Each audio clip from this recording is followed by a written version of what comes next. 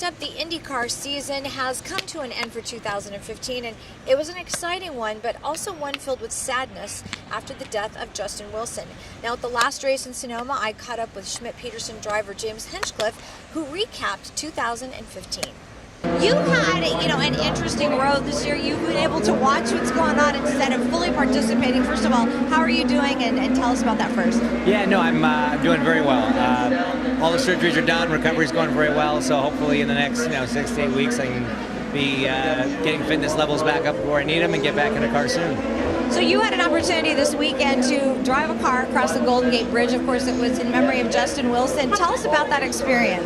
It was so surreal. It was, first of all, just it was such a cool event that IndyCar decided to do. It was, a huge honor to be asked to be a part of it. And at the same time, it was the first time I got to suit up and put my helmet back on since my accident. So it was, a little bit special for me as well. And it was eerie. It was eerie going on the bridge with no cars, but to be able to do it with a couple other Indy cars out there, it was pretty special. I think the people that were, just happened to be walking across the bridge that day got an extra special treat. What did that feel like to drive that car on that bridge because you're so low to the ground? What did you see? Well, it's bumpier than I remember in a road car. That's for sure. I'm not sure my tailbone's fully healed now, but no, it was. It was really tough because it all went by so quick. But at the same time, you wanted to just go slow and take everything in. So luckily there was like 14,000 GoPros attached to all the cars. So I'll get to see it from many perspectives afterwards.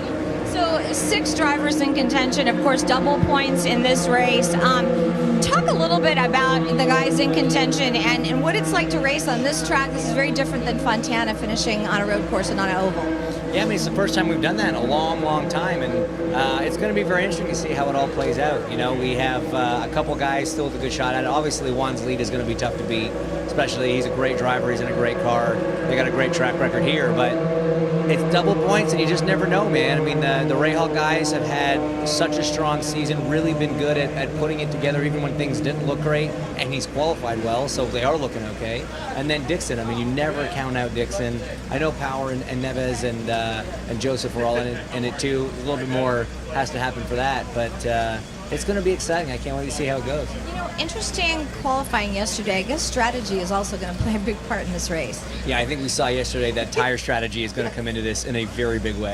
I've never seen pole taken on a set of blacks, but it's it speaks volume to this kind of racing, because that's what makes it so exciting. We do the 2 different tire compounds that Firestone bring, and it really opens up some strategy options. So it's by no means one of these races that's over by corner 1. Now, so for you, of course, next year you'll be back involved in all this. Do you like the double points at the end of the season?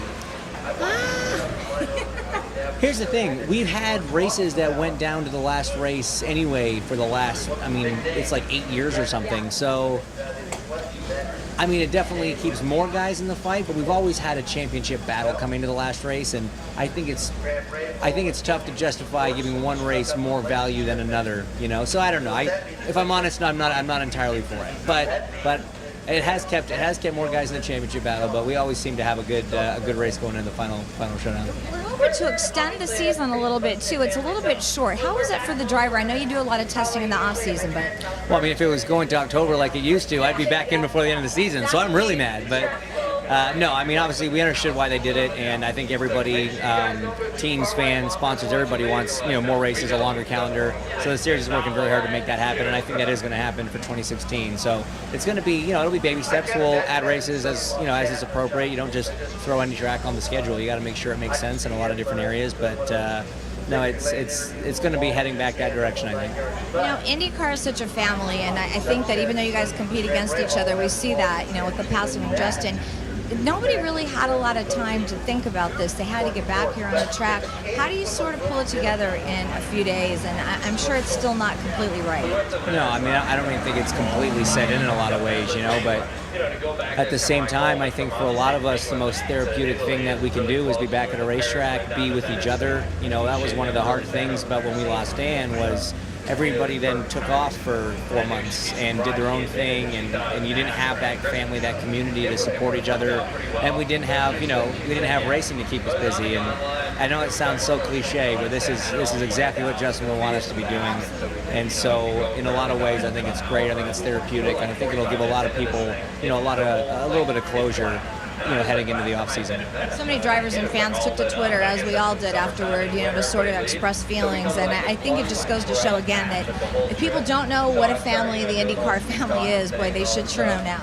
No, for sure. And, I witnessed it firsthand with my accident in May. That was the single most incredible part about that whole ordeal for me, was just seeing the amount of support, really experiencing what that community can be like. And it's overwhelming. It really is. It's shocking.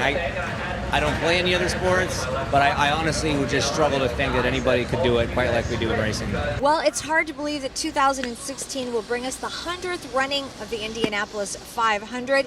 It'll be one of the biggest spectacles in all of sports, and we will be there next year. And of course, we'll keep you up to date on all the IndyCar news. And a big congratulations goes out to Scott Dixon, who won the championship this year. He did a great job. All of the guys at Chip Ganassi, a big congratulations, and we'll see you in 2016. That will do it for us. Remember, you can watch Playing the Field 24/7 at playingthefieldtv.com. I'm Maria Serrao, and we'll see you next time.